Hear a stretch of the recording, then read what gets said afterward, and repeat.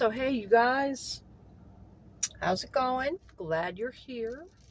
Um, I want to talk to you guys in this video a little bit about something called SVT.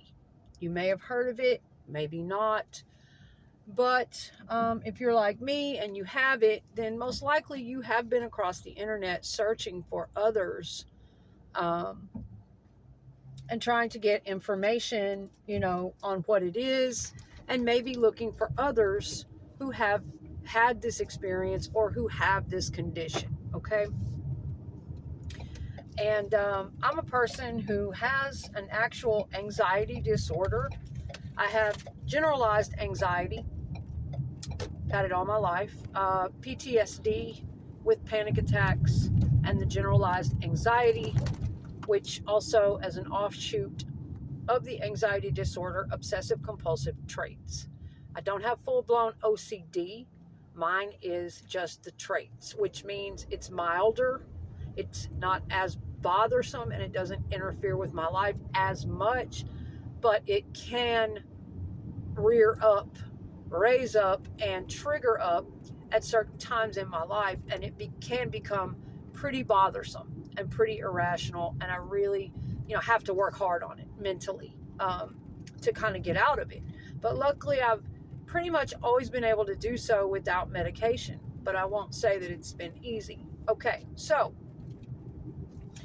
SVT, for my personal case, factors into all of that other stuff and how I personally am wired.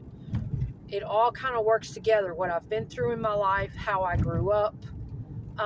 When they say that stress, they're not kidding you. That old cliche statement, stress is bad and stress can kill and yada, yada, yada. A lot of times we let that go in one ear and out the other, but it is a fact.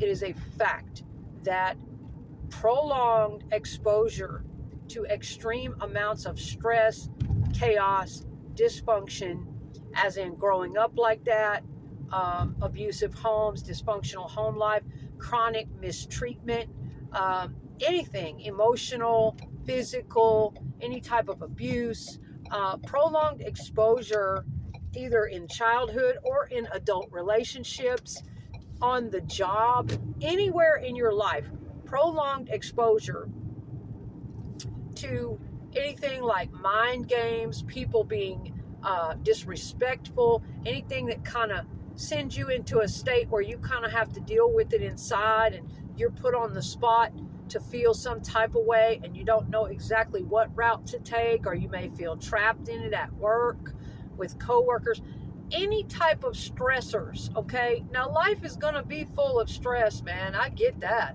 If anybody has had to go through stress and tough it out, that's been me for a great deal of my life. Life is going to have its ups and downs and its stressors, but a lot of times we get to a certain age where we have to think twice about how we are reacting to that stress and what our lifestyle is like, And so I am now at that age, and I think it's better if you can get informed on it earlier and not expose yourself to, anything like that if you can help it. But the electrical rhythms of the heart, okay, that is what SVT has to do with. And it is true. And we don't think about this stuff when we're younger a lot of the time. We can take a licking and keep on ticking a lot of the time. But prolonged exposure to extreme stress of any kind, there's a lot of different kinds of stress in this world, but it can definitely change the electrical rhythms of the heart. So I have read that studies have shown and suggested, and really, really impact the chemicals and hormones that are being released, the stress hormone, cortisol, and all of that. And for years and years, we may go on thinking, because nothing happens, we're okay. We may go on thinking, oh, that's not affecting me. That's not affecting me. I'm tough. But all the while, our system has been flooded and flooded repeatedly with those stress hormones, and our heart and the electrical components of our heart have been put through and put through and put through. Same thing happens with abusive drug use and hardcore substances like cocaine and things like that. Jacking the heart up to a very abnormal rhythm for long periods of time and overuse and things like that, it can kind of do the same thing. Well, stress is exactly the same. So I'm going to get into the SVT part of it here in just a moment. I'm going to tell you some facts about it, what that stands for, what triggers it, what causes it, who it's common in, and what the outlook is, like what you can do about it. And then I'll give you a little bit of information about my personal case with it, my personal experience with it, what I've had to go through and what I do. So, but anyway, before we get to that, I'll probably end up making 2 parts because as far as, like I say, this is not just going to be a medical video, bullet point. It's going to be some medical facts from research and study, and then it's also going to be some personal life stuff, okay, from my experience and, what I've gone through with it. But yes, I had a doctor one time tell me, this was about 7 years back, I was in a very chaotic relationship with someone who was a lifelong full-time alcoholic day and night. He was very, very sick. He had lost a child, and he also had just an array of medical problems, okay? And our life was one big explosion all the time. It just seemed like all the time. There was either hospitals, ambulances, finding him falling out from seizures and alcoholic withdrawal, or some kind of chaos he would be getting into, ending up in jail, or there was just chaos all the time, and I really loved this person deeply. I cared for him. He was a very dear soul to me, and I kind of knew when we first got together that he was not long for this world. Something about my soul just knew it and sensed it, and we talked about it, although I hoped not. And I tried to, give him all the comfort and love and healing and friendship that I could in those years. Still, the chaos and the stress impacted me greatly. And he wasn't always the best to me. He didn't always treat me the best. And it finally got to the point where, because of sheer neglect of myself, trying to keep up with him and really just running myself ragged, trying to keep up with too much, one day in November of 2020 was when I had my first SVT attack. Just out of the blue, my heart skipped a beat. I felt it, those little thumps and wiggles and palpitations that we can sometimes feel. Well, I was used to those, and this day was very different from any other anxiety attack or palpitation I had ever had. My heart rate jumped into an abnormal rhythm that day, all on its own. I wasn't doing anything. I was not exerting myself. In fact, I was out doing a DoorDash, walking slowly, moderately to my car. But I had been up all night. In fact, the whole 6 years we were together, I was quite sleep deprived, dealing with things, in that relationship, and he would wake me up drinking. I was up all night. I was exhausted. I was malnourished. I was drinking cold, freaking leftover coffee. Just a complete recipe for disaster, especially when you're a person who has an anxiety disorder and a sensitive wiring system like I do. Now, we'll get into the rest of that later. But to wrap up this first part, as far as stress can kill, or I'm sorry, maybe I'm not supposed to say that word in my videos, but it is in context. As far as stress can really take you out. It can really take you down and eventually take you out. As far as that's concerned, I did have a doctor tell me straight up to my face back at that time, after that very first SVT attack. He said, I don't know what you're doing. I don't know what you're living through. He said, we're going to get you to a cardiologist for a checkup. We're going to make sure all is well.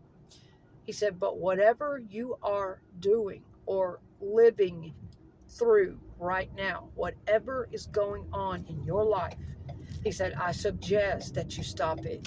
He said, because you will die. He said, this is no joke.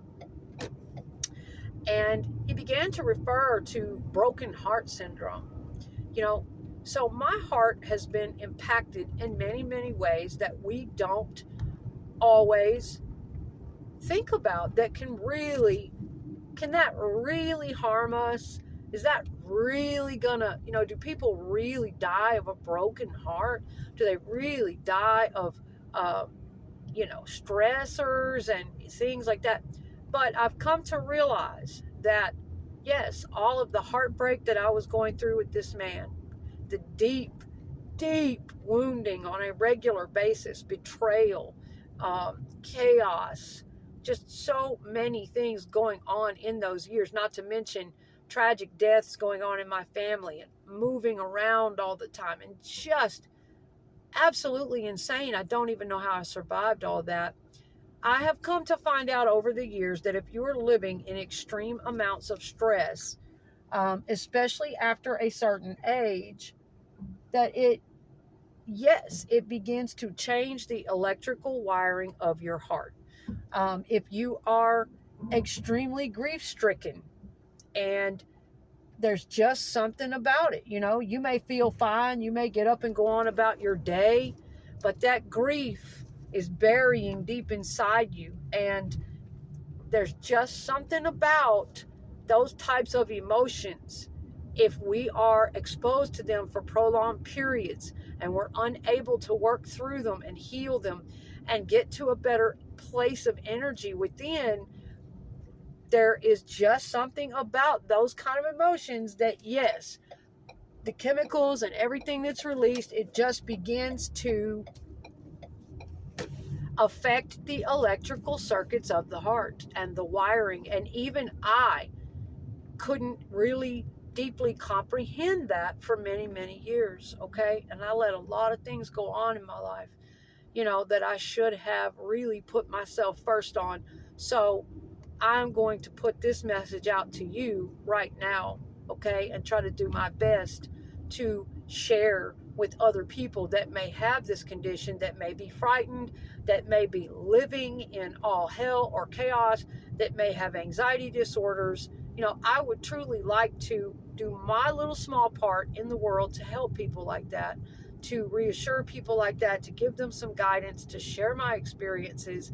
But please keep in mind, it is always crucial and very important that you go see a doctor, go see a professional, get your heart checked, reach out for mental health issues, and always do that, bottom line, okay? Because, I'm not a professional, and it is unwise to just listen to anyone else's experience and assume that yours is going to be exactly the same or turn out exactly the same. It's good to get guidance from others and, take in the experiences of others because you feel less alone.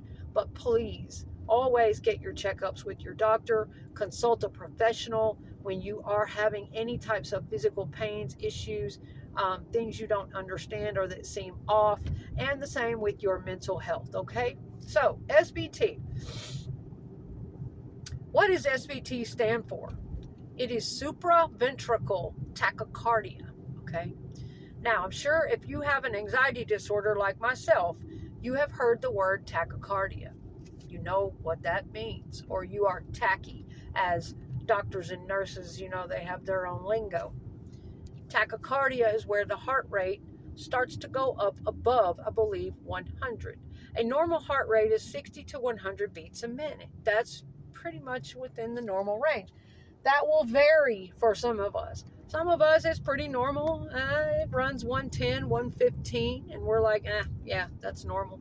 And we don't really feel any different, and it doesn't cause a problem, and that's okay. Some run pretty low. But anything that starts to get up above 100, they call that tachycardia. Well, for me, and what I've seen with SVT over the years, up above 100 is nothing. Even 120. Even when I see 150, that's nothing. I'm like, Thank you, God. That's low. Okay. What SVT takes my heart rate to from out of nowhere makes me thankful for 150 BPMs. Okay. So it's called supraventricular tachycardia. And, you know, I haven't been able to find just extensive amounts of information on it. But I will tell you what I was told after my very first attack by the professionals in the emergency room, and then by my doctor, and then later on by the cardiologist, because I did go and have a full battery of tests. Luckily, I was able to do that and get a thorough checkup with a cardiologist back in late 2020. Okay. And I'm probably due for another one now. And one of the reasons I'm coming on here to make this video today is because I had another attack this morning, but it was a milder one than I have ever had in the past. And that indicates to me, hopefully, that this condition is getting better. And I believe that it can if we change our lifestyles. If we put ourselves first, take ourselves out of those extreme stressors, you know, and change our lives for the better, change our thinking and the way we, you know, feel about things. I really do believe with lifestyle change and dietary, you know, nutrition and rest, all of those things, I do believe this condition can get better, okay? And that's not just my opinion. That is, you know, what it says in the research. That's what it says in the literature, the information. And seemingly, that's what I'm experiencing, okay? But I have much more to tell you guys about this, okay? And my experiences with it. And, you know, how it's kind of done me, how frequently it happens to me, which is not very frequently, thank God. But anyway. So SVT, that's what it stands for, supraventricular tachycardia. Now, like I said, anything up above 100 starts to become called tachycardia, but that has its limit. If you study this or do your research, you will see that anything from like above 100 to 100 or 50 maybe is sinus tachycardia. I believe that's what they call it. I can't be sure on that. But then anything I think above 150 up into the 200s is supraventricular tachycardia. It's SVT levels. Well, that is where my heart goes when it skips into the abnormal electrical rhythm. When it jumps into that, mine goes to 220, 225, just like that, okay? And it is horrifying. It's absolutely horrifying, okay? And so, you know, I just want to share this with you guys, with the folks out there that may be having this happen. Maybe you've had it happen once. Maybe it happens all the time. You know, maybe you want to find other people that are kind of going through it. Maybe you want I wanted some reassurance. You know, when it first started happening to me, I was really scared to listen to other people's experiences. And by no means am I trying to scare you or drag you down, because I don't really have anything bad to tell you. Actually, I have good to tell you. Okay. So, as far as it being super life-threatening, I am not a doctor, I'm not a professional, but according to most research that I have read and doctors that I've spoken with, I didn't mean to alarm you in the beginning, but as far as the condition of SVT being super life-threatening, the answer is no, as far as I have researched and as far as I can tell. Okay, but that will depend on the individual and their lifestyle. And given the fact that they don't have any underlying heart conditions that they're not aware of, if they haven't had their checkup or gone to the cardiologist, or, you know, that would be if they don't have anything else there. Okay. Now, I did say in the beginning of this video, the electrical changes in the heart and stress can, I said that word, it can take your life. Eventually it can, but that doesn't necessarily mean it's going to be from supraventricular tachycardia. I'm just saying that stress overall, in many different ways, from the heart electrical impulses to not getting enough nourishment, not getting enough sleep, leading into your organs, all these different kinds of things, your brain.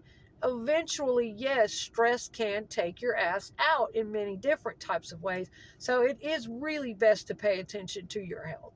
It is best to pay attention to your body when it is screaming for mercy, when you know you're in a bad situation, you're in over your head, you're walking out of work crying every day, you're just exhausted.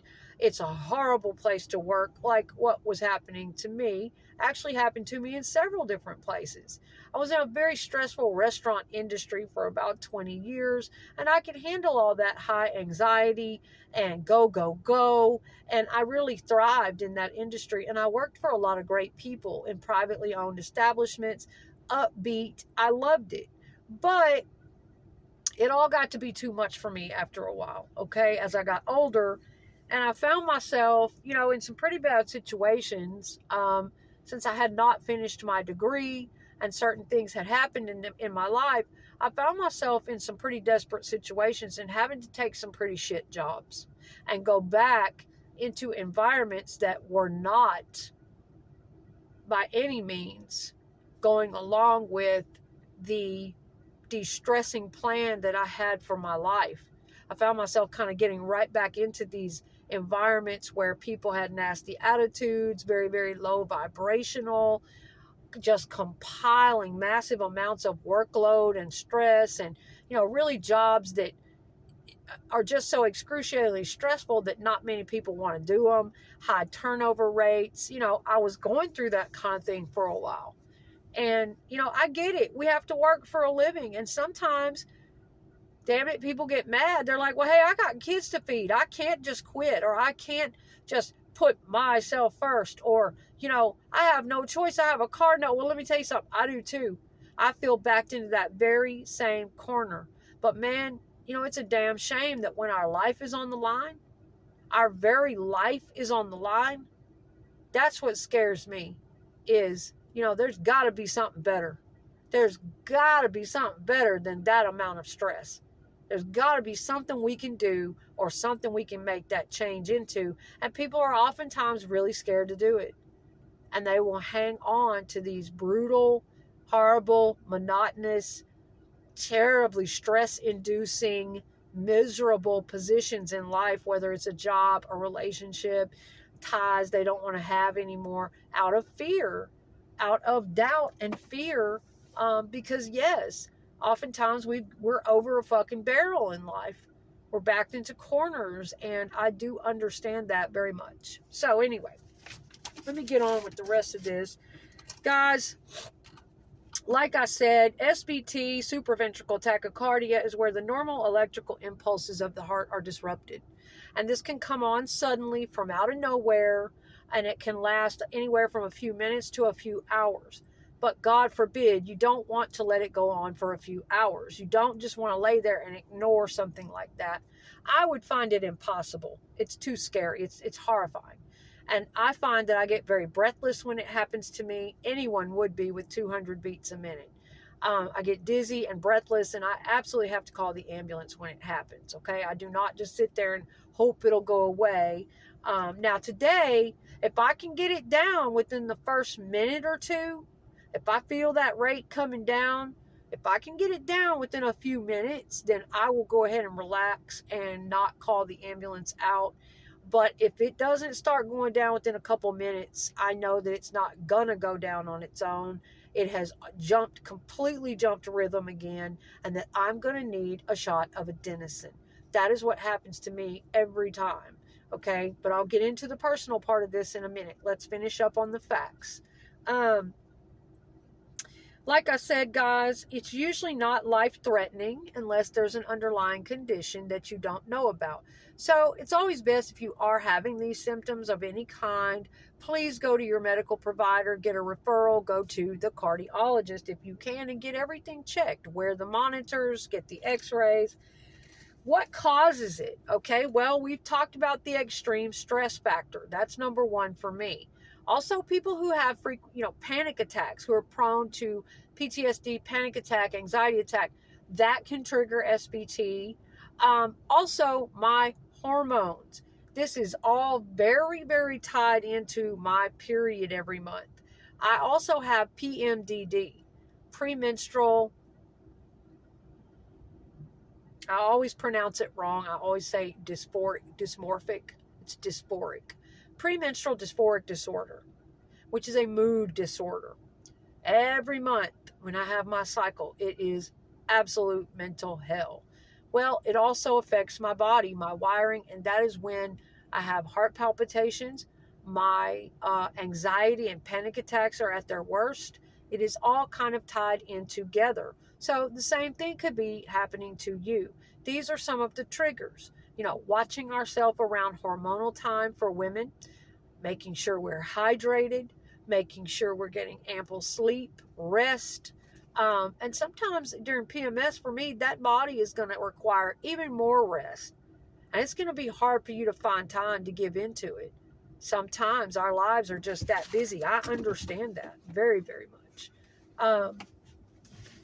But that's another video. So the things that can cause it, of course, we know extreme stress, caffeine, certain types of drugs, overexertion, getting too hot, which is what happened to me today. All of those things combined, sometimes people are doing multiple things that can trigger this and cause it. I did read that it is more common in women and in women over 40, that of course, stress, smoking, caffeine, overdoing things like that can cause it to trigger up or have a bout of this, okay? And honestly, I do a lot of those things still. I did quit smoking 3 years ago. I was a 30-year smoker, but I took up vaping, which is no better. It's still the nicotine. It's still not good on my lungs. And eventually, hopefully, I'll work my way out of that. And I do drink coffee. I do not do caffeine drinks. I do not do energy drinks. I do not do any type of stimulants. I have always stayed away from as much of, drugs like that or anything like that, because I know that, I have this anxiety condition. Now, while I don't consider SVT to be a heart condition, a lot of literature and research and websites read it in the manner that it is a heart condition. But it's not heart condition in the way that one would think when they hear that, okay? And I do take a pill for this. I take a beta blocker. I've been on beta blockers for about 15 years now, starting with one called Nadolol back years ago. And I swore by that beta blocker. Oh, it kept that heart rate nice and slow. And for about 8 years, I never had to worry about another panic attack again. Not physically, maybe mentally, but around period time, that heart rate never ran away. But anyway, things changed and the relationship, and all of a sudden SVT comes along.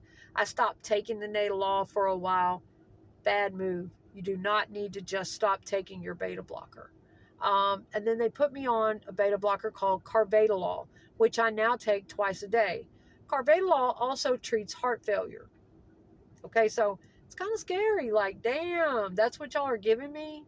Well, because SVT, like I say, it is not a heart condition in the way that you would think unless they find something underlying causing it. As for me and my cardiology assessment, full battery of tests and checkups, they could not find anything wrong with my heart. I was so very, very grateful because I was scared. They could not find a heart problem, an underlying problem. They did the x-rays. They did the monitor for a month. They did all kinds of things. They told me, though, it's most likely extreme stress, extra adrenaline output, whatever, what have you. And that's kind of scary when they're vague like that and they don't really know. So, I do intend to go back for a second workup.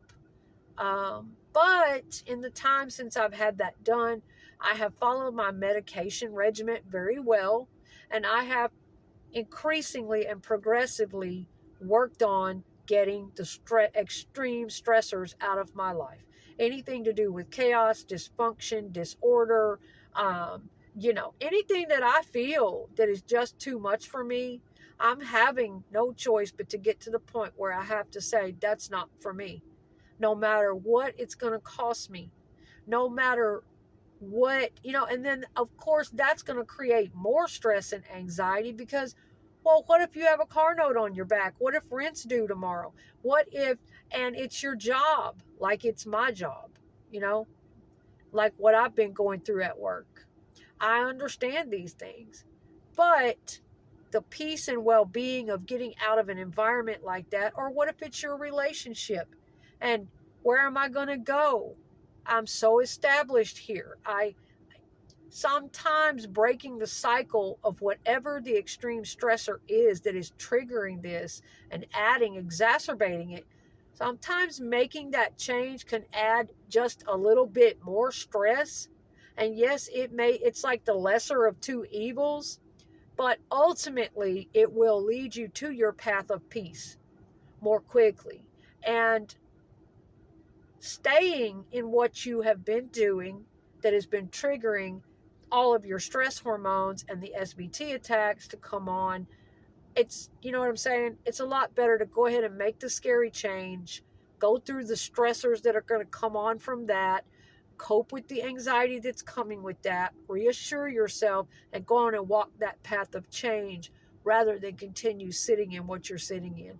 Because you could end up, you know what I'm going to say, you could end up not having your life. And that's a very real thing to me, man. And when it comes down to that, when it's life and death like that, and you got people out here, this and that, and this and that, and this job, well, you got work got to be done, and bills got to be paid, and shit's got to move forward, and that's how the world is. It's really how it's fucking set up, isn't it? It really is. They don't give a shit. They don't give a shit about you most of the time. These corporations and these people, they just want their product sold. They just want the damn work done by any means necessary. And if you keel over dead, who cares? And so it is up to you. It's up to us to love ourselves enough, to start putting things in perspective and, trying to find the right balance in life that is going to keep us at our peace level and a healthier level for our hearts, our minds, and our bodies. And I already know how difficult this is. I know how scary those changes can be. But anyway, so SVT, like I say, it's usually not life-threatening, but please get a heart checkup if you have it, okay? They do say that the outlook is excellent for those who have no underlying heart conditions. So what I'm saying is, yes, there are some things that trigger it. It's pretty simple, but it can be treated and managed. I'm sure everybody's experience and case is different. In my case, it's beta blockers that manages it pretty well. And, other people may have other medications or other treatment plans, but for me, that works. And like I say, according to research and studies, the outlook for people who have mild cases of this, the outlook's good for our lives. Does it impact life expectancy, people ask? Usually not. Usually not. Only in extremely severe cases where it just goes on for hours and hours at a time and they can't get it to stop, or it is ignored and untreated. Okay, that would be the only time that they would be concerned about life expectancy, and it basically heart failure. You know what I'm saying? So that's that. Guys, I'm getting up to 35 minutes here, so I'm going to give you a couple of other little tidbits, and then I'm probably going to conclude this video, and then I will make a follow-up part 2, and I'll tell you the more personal stuff. When my SVT attack started out of the blue in the fall of 2020, after years of having anxiety attacks and years of experience with my heart rate going up really high into tachycardic levels, 100, 120, 130, 150 even, sometimes at rest, to do with my hormones and my anxiety and Could have been SVT. Well, no, it's not. Just like I said, it is not SVT until it jumps up in a certain rhythm. And I never felt it kick in my chest and actually change rhythm before fall of 2020. That is what made it SVT. That is what the change was. But prior to that, in the years prior to that, I have a lot of experience with generalized anxiety, panic attacks, heart racing, very high tachycardia. Um, and, I will get into that in part 2 and tell you guys about my journey to actually go get on beta blockers and how terrifying that was for me, because I wouldn't even take an aspirin back then. I did not want to do it. I'll tell you guys about the first beta blocker and, how scary it was, but how it helped my life, how it helped my anxiety and my heart racing. And then I'll tell you guys a little bit more about what led up to my first SVT attack. I'll tell you what that was like, what they gave me, and how frequent they've been since then. And, a few more personal things about how I have coped with this. And today was a really rough day.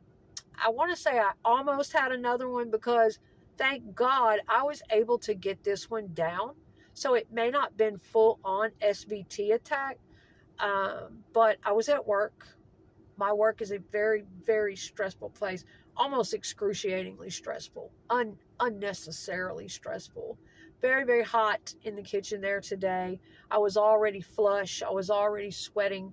And there were a lot of dynamics going on around me with the other staff that were, quite frankly, ridiculous, dramatic, anxiety provoking, just stupid.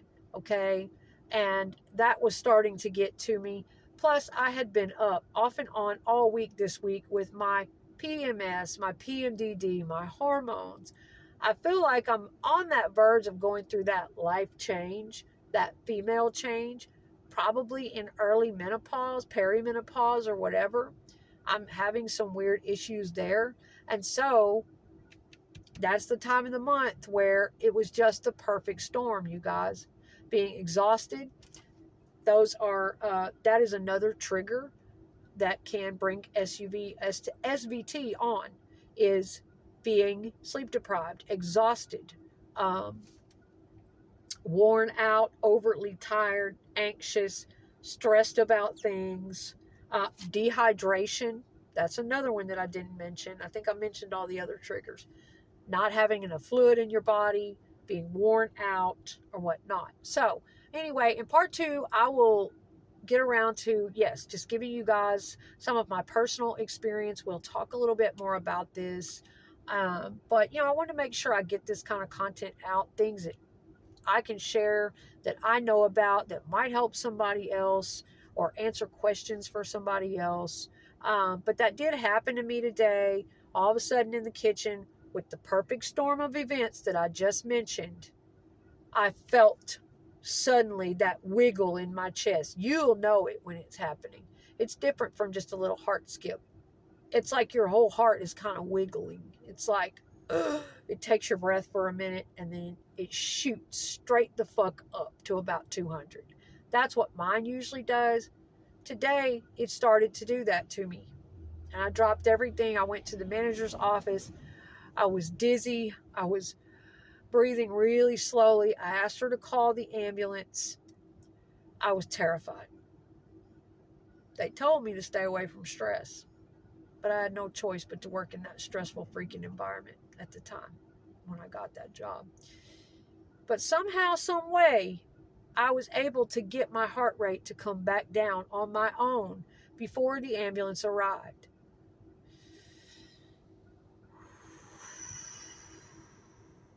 I continued to breathe very, very deeply like that, okay? In through the nose, out through the mouth. Usually that does not work for me with SVT. Usually there is nothing that will help it except a shot of adenosine that basically resets your heart. You'll feel it like a kick in your chest and it stops your heart and resets it. Pretty scary, but also so relieving when they give it to you and that heart rate comes back down. So anyway, guys, I've got more information to share with you. I was also researching, is SVT recognized? If it's severe enough, or if it's interfering with your life enough, can it be recognized as a disability? Can one, file for disability? What happens when it is interfering with your work so much? Just like me today, I had to leave work. I was able to get the rate down before the ambulance got there, but I was absolutely horrified and terrified that it was going to jump back into that rhythm any minute. And it's kind of unpredictable territory. But this was the first time that I was actually able to get it down on my own. Okay. And I really do feel like it was genuine SVT because of the wiggling, because of the jumping into that rhythm. Had it not felt like that, I would have just considered it, oh, it's just another, I got anxious. It's an anxiety attack. It shot up to 130, big deal. That happens. I got it down. But, I'm thinking, okay, the last time one happened to me was 1 year ago, April of 2023. I had COVID and a fever and perfect storm again. I got really stressed out and allowed myself to get really angry that day, which I don't do anymore. I allowed myself to go into a very reactive state. Boom. It skipped right into that abnormal rhythm and shot right up to 225. And I had to be taken by ambulance to get a shot of adenosine at the emergency room. So, fast forward, we are in August of the next year. So ever since April, I've been a little like, oh my God, you're overdue. Any day it could just pop from out of nowhere, even though you take your medication, even though you really try to maintain a calm, well-balanced, peaceful lifestyle and keep triggers away, and you've made so many changes. What if it just pops off at any time? Or luckily for me, it has not been more frequent than once a year. Once every 9 months to 1 year is when it was spread out. These events, these heart events, I call them. So I don't know, guys. I don't know. Today was uncharted territory. I'm very thankful I was able to get it down on my own without needing that shot. And I'm just trying to take the rest of the evening to stay calm and be in a state of gratitude. But I'm really going to have to rethink my employment, my job. I'm going to have to rethink everything again, and I'm really just trying to do the best I can with that. And I know that some of you may be in the same shape. So guys, we're going to talk about some more of this stuff in part 2. I'll tell you all about the experiences I've had with it since 2020. We'll talk more about Social Security, SSI. Is it considered an actual condition? We'll talk about a few more things, okay, in part 2. Thank you so much for joining me. Thank you for watching and being here. And feel free, if you have any feedback or to share your experience or, questions, in the comment area. And if you feel like that you have gotten value out of this video, please feel free to hit like. Subscribe to my channel if you're not already subscribed. And please, by all means, share this information and experience with other people that you think might find it beneficial. Thanks, you guys, and I'll see you in the next video.